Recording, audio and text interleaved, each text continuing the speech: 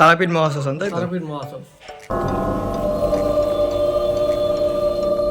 কালনা নবরত্ন সমিতি, এখানে কি বিষয় যে এখানে প্যান্ডেলটা হচ্ছে এইবার সরস্বতী পুজো 2026-এ, সেটা আমরা জেনে নেবো এখানে যারা কাজ করছে তাদের কাছ থেকে।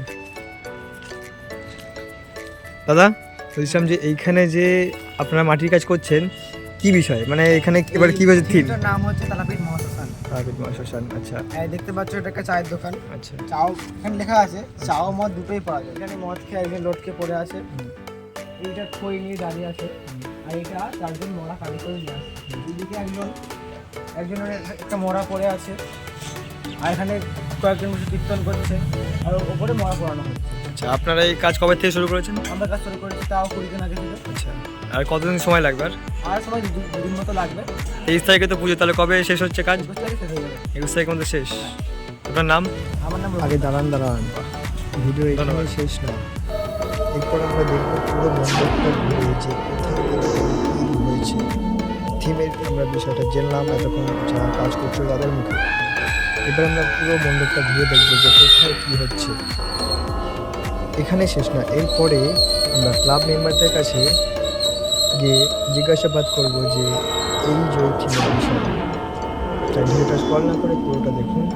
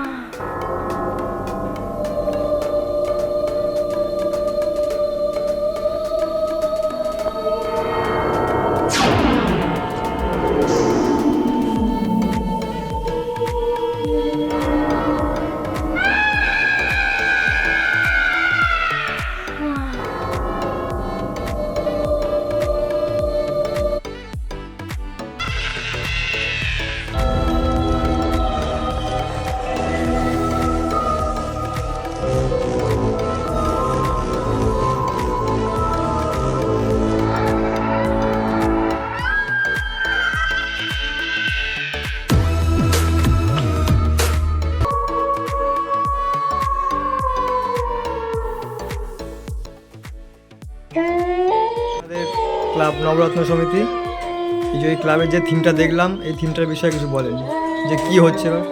আমাদের থিম হচ্ছে, যেটা করা হয়েছে হচ্ছে আগে যেমন ছিল শ্মশান, ধরুন এখন তো আধুনিক যুগ এসছে, আধুনিক করা হচ্ছে। আমরা এটাকে আমাদের মূল আকর্ষণটা হচ্ছে প্যান্ডেলে তারাপীঠের পুরোনো শ্মশান, পুরোনো যুগে কেমন ছিল সেই হিসাবে, যে যেমন ধরুন পুরোনো আগে কাঠের মরা পোড়ানো হতো, শোষণ দহন করা হতো আগে কাঠের মাধ্যমে। এখন নয় আধুনিক গিয়ে এসছে, এখন আধুনিক হচ্ছে। আমাদের ওইটাকে ওই ভাবনাটাকেই আবার ঘুরে নিয়ে আসছে তারাপীঠ মহাশ্মশান, তাই তো? তারাপীঠ মহাশ্মশান। ধন্যবাদ।